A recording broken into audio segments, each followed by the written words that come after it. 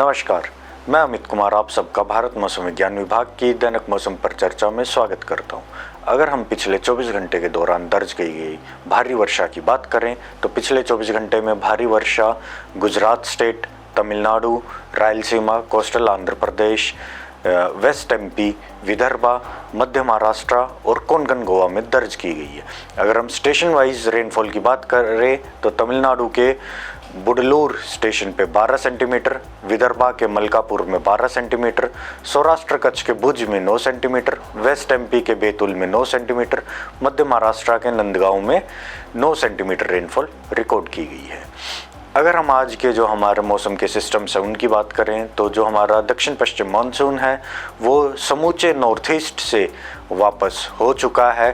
आज उसने असम मेघालय के बचे हुए इलाकों से अरुणाचल प्रदेश, नागालैंड, मणिपुर, मिजोरम, त्रिपुरा और बे ऑफ बंगाल के नॉर्थ बे ऑफ बंगाल के ज़्यादातर इलाकों से वापसी कर ली है।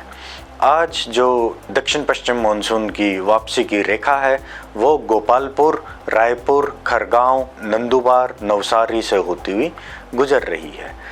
अगले 2 दिनों के अंदर इसके जो गुजरात के छोटा सा इलाका बचा है उससे मध्य प्रदेश से, छत्तीसगढ़, उड़ीसा और महाराष्ट्र के कुछ इलाकों से और वापस होने की उम्मीद बनी हुई है। साथ ही अगले 2 दिनों के अंदर दक्षिण पश्चिम मानसून समूचे भारतवर्ष से वापस हो जाएगा और इसी के साथ ही जैसे ही हमारी ईस्टर्ली और नॉर्थ ईस्टर्ली विंड्स जो हैं वो हमारे जो दक्षिणी प्रायद्वीप भारत है उसके ऊपर उनका प्रवाह तेज होगा तो नॉर्थ ईस्ट मानसून जो है उसके दरमियान रेनफॉल होने की भी प्रोबेबिलिटी हमारे जो दक्षिण पेनिनसुलर इंडिया है, प्रायद्वीप भारत है, उसमें ज़्यादा बनी हुई है। इसके साथ ही एक डिप्रेशन हमारा सेंट्रल अरेबियन सी के ऊपर बना हुआ है। इसके अगले 24 घंटे के दौरान वीकन होने की और एक वेल मार्क लो प्रेशर एरिया में तब्दील होने की संभावनाएं हैं। ये वेस्ट नॉर्थ वेस्टवर्ड ओमान की तरफ ही मूवमेंट अगले 2 दिनों तक करता रहेगा। साथ ही इस डिप्रेशन से एक जो ट्रफ है वो हमारा सेंट्रल अरेबियन सी से कोमरिन एरिया तक जा रहा है जो कि हमारा साउथ केरला और जो तमिलनाडु के ऊपर एक साइक्लोनिक सर्कुलेशन है उससे होता हुआ गुजर रहा है। इसी के साथ ही एक लो प्रेशर एरिया हमारा जो south east bay of Bengal है उसके ऊपर भी स्थित है। इसके अगले 2 दिनों के अंदर और इंटेंसिफाई होके एक वेल मार्क लो प्रेशर एरिया में तब्दील होने की संभावनाएं हैं और इसकी भी मूवमेंट जो है वो वेस्ट नॉर्थ वेस्टवर्ड रहेगी, यानी ये south east bay of Bengal से तमिलनाडु, पुडुचेरी और उससे सटे हुए साउथ आंध्रा कोस्ट है उसकी तरफ आगे बढ़ेगा। साथ ही एक साइक्लोनिक सर्कुलेशन हमारी बे ऑफ बंगाल और तटीय आंध्र प्रदेश जो है उसके ऊपर भी स्थित है। एक साइक्लोनिक सर्कुलेशन हमारी ईस्ट असम के ऊपर स्थित है। इन सभी सिस्टम्स के प्रभाव में अगर हम आज के मुख्य बिंदु की बात करें तो जो हमारा नॉर्थ ईस्ट मानसून है उसके प्रभाव में जो रेनफॉल एक्टिविटी हमारी साउथ ईस्ट पेनिनसुला के ऊपर होनी है वो 15 से 16 अक्टूबर के बीच में शुरू हो जाएंगी। साथ ही ये जो लो प्रेशर एरिया हमारा south east bay of Bengal पे है इसके प्रभाव में भारी से बहुत भारी और अत्यंत भारी वर्षा होने की भी तमिलनाडु, केरला और साउथ इंटीरियर कर्नाटका में 14 से 17 तारीख के बीच में प्रबल संभावनाएं बनी हुई हैं। साथ ही जो कोस्टल आंध्र प्रदेश है और रायलसीमा है उसमें 14 से 16 अक्टूबर के बीच में भी भारी से बहुत भारी वर्षा और एक आध जगहों पे अत्यंत भारी वर्षा हो सकती है। अगर हम 14 अक्टूबर यानी आज के बारिश के पूर्वानुमान की बात करें तो आज समूचे आंध्र प्रदेश में बहुत भारी वर्षा का ऑरेंज अलर्ट जारी किया गया है। साथ ही तमिलनाडु और केरला में भी बहुत भारी वर्षा का ऑरेंज अलर्ट जारी किया गया है। जो हमारा SIK और CK है वहाँ पे ये भारी वर्षा का येलो अलर्ट जारी किया गया है। गुजरात, कोंकण गोवा में भी भारी वर्षा का येलो अलर्ट जारी किया गया है। अगर 15 अक्टूबर की हम बात करें तो 15 अक्टूबर में समूचे जो आंध्र प्रदेश है वहाँ पे बहुत भारी वर्षा का ऑरेंज अलर्ट जारी रहेगा।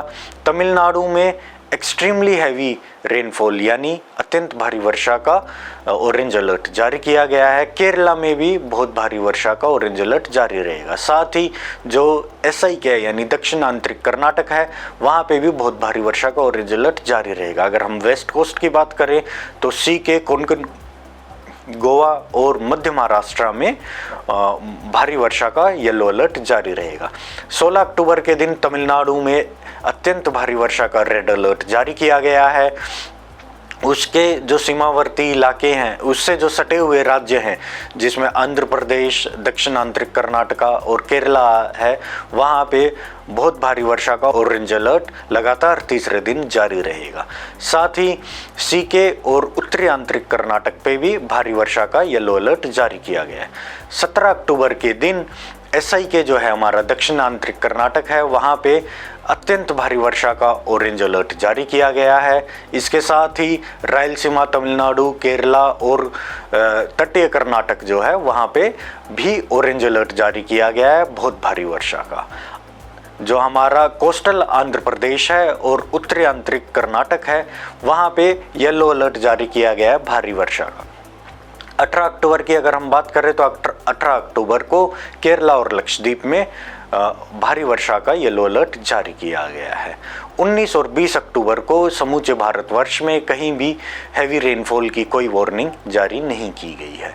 अगर हम फिशरमैन वार्निंग की बात करें, मछुआरों भाइयों से हमारा निवेदन है कि क्योंकि दो हमारे लो प्रेशर सिस्टम्स, एक अरेबियन सी में और एक बे ऑफ बंगाल में स्थित है, इसलिए आप देख सकते हैं कि 14 तारीख के लिए यानी आज के लिए जो हमारा वेस्ट सेंट्रल अरेबियन सी है, वहाँ पे 40 से 50 किलोमीटर प्रति घंटे की रफ्तार से हवाएं चल सकती हैं। वहाँ के लिए हमने आज मछुआरों के लिए चेतावनियाँ जारी की गई हैं। अगर हम बे ऑफ बंगाल की बात करें तो जो हमारा दक्षिण आंध्र प्रदेश कोस्ट है, वहाँ से लेके समूचे तमिलनाडु कोस्ट के लिए अगले 5 ही दिन के लिए स्क्वाली विंड्स की वार्निंग, 40 से 50 किलोमीटर प्रति घंटे की हवाएं चलने की वार्निंग जारी की गई है। इनकी जो अधिकतम रफ्तार होगी वो 60 किलोमीटर प्रति घंटे तक भी हो सकती है और वो 16, 17 और 18 अक्टूबर के दिन हो सकती है। साथ ही 16 अक्टूबर से 18 अक्टूबर के लिए केरला कोस्ट और जो हमारा कर्नाटक कोस्ट है, वहाँ के लिए भी 35 से 45 किलोमीटर प्रति घंटे की तेज़ हवाएं चलने की मछुआरों के लिए वार्निंग जारी की गई है। तो हमारा निवेदन है कि अगले 5 दिनों के लिए बे ऑफ बंगाल में, साउथ बे ऑफ बंगाल में यानी साउथ आंध्रा कोस्ट से लेकर तमिलनाडु कोस्ट तक और केरला कोस्ट से कर्नाटक कोस्ट तक अरेबियन सी में, वहाँ पे मछुआरे समुद्र में ना जाएं। आप सब हम सब से हमारी मौसम वेबसाइट, मौसम ऐप और सोशल मीडिया हैंडल से जुड़ सकते हैं, जहां आपको नवीनतम मौसम की जानकारियां प्राप्त हो सकती है। हमसे जुड़ने के लिए आप सबका धन्यवाद। नमस्कार, जय हिंद।